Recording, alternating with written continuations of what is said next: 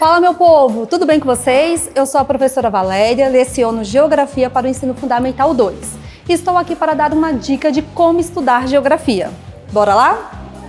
Primeiro, você sabia que o objeto de estudo da Geografia é o espaço geográfico? Esse conceito ele é um pouco ali, um tanto quanto complexo. Porque o espaço geográfico ele não envolve só o meio natural, clima, relevo, vegetação, mas inclui também o ser humano e a relação dos seres humanos com esses aspectos naturais. Essa interação sociedade-natureza, ela acontece de forma dinâmica, formando espaços de constante transformação.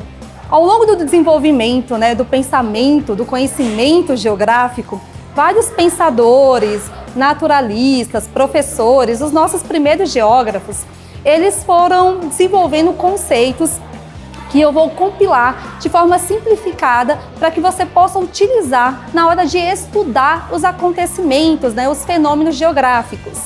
Então, de forma bem tranquila, vem comigo e anota aí esses 5 princípios da geografia. Para facilitar a compreensão de vocês, eu vou tomar como exemplo a seguinte notícia. Foram registrados alguns terremotos no dia 18 de março, no Peru, Argentina, Chile, México. Então, presta atenção aqui nessa notícia, porque nós vamos usar ela como exemplo para aplicar os 5 princípios. E dessa forma, você consegue entender melhor como utilizá-los na hora de fazer seus resumos, anotações e mapas mentais. Ok? Vamos lá? O primeiro princípio é o princípio da extensão, ou princípio da localização. Quais são as perguntas que você deve fazer na hora de aplicar este princípio? Primeiro, onde aconteceu? Qual a área de abrangência do acontecimento? Foi local? Regional? Nacional? Global?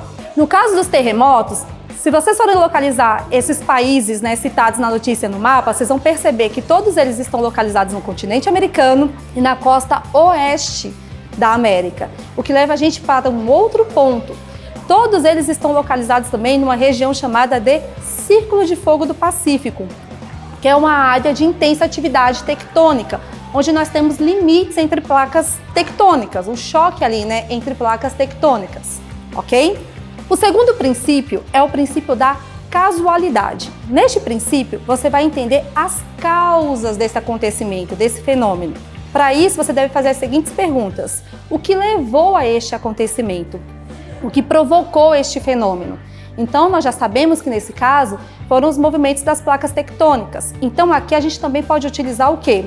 Mapas de placas tectônicas para entender quais são os limites que nós temos entre essas placas. Nós temos ali uma convergência, uma divergência, um limite conservativo, para poder compreender melhor o que provocou esse fenômeno, ok?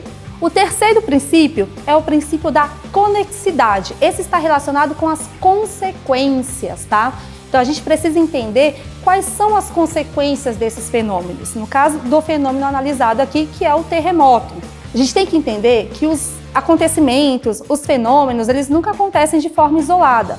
Então, ele sempre vai ter impactos ambientais, sociais, econômicos, políticos. Então, você precisa fazer um levantamento dessas consequências. Então, no caso do terremoto, quais são os impactos que ele vai provocar no âmbito econômico, social? Tiveram vítimas, Quantas foram essas vítimas? Comparar, quais foram os impactos que aconteceram, por exemplo, no Chile, os impactos que aconteceram no México, tem alguma relação com questões políticas, investimentos, para alertar a população sobre esse tipo de acontecimento, ok? E o quarto princípio é o princípio da atividade, ok? Tudo, gente, todo acontecimento, ele tem um tempo de duração. Como eu falei no começo, a geografia, ela é dinâmica, Ela estuda essa interação entre homem e natureza, sociedade e natureza, o espaço geográfico. Então esse espaço geográfico ele está em constante transformação. Por isso o princípio da atividade. Então os acontecimentos, ele tem um período, ele tem uma duração. Então quais são as perguntas que você deve fazer aqui para identificar este princípio? Quando aconteceu? Quanto tempo durou? ele ainda está acontecendo. Então, para você estabelecer este período do acontecimento, ok? O nosso último princípio, o quinto princípio, é o princípio da analogia. A gente estabelecer algum tipo de comparação que pode conter semelhanças ou diferenças. Vou dar um exemplo aqui. O Brasil também está localizado no continente americano, porém não é comum esse tipo de fenômeno aqui no Brasil, terremotos. Mas por que é comum em países vizinhos e países que estão localizados no mesmo continente? Isso está relacionado com a localização do Brasil em relação à placa sul-americana. Nós estamos localizados no interior da placa sul-americana. Então, Chile, Peru e Equador estão localizados no limite, entre a placa sul-americana e a placa de Nazca.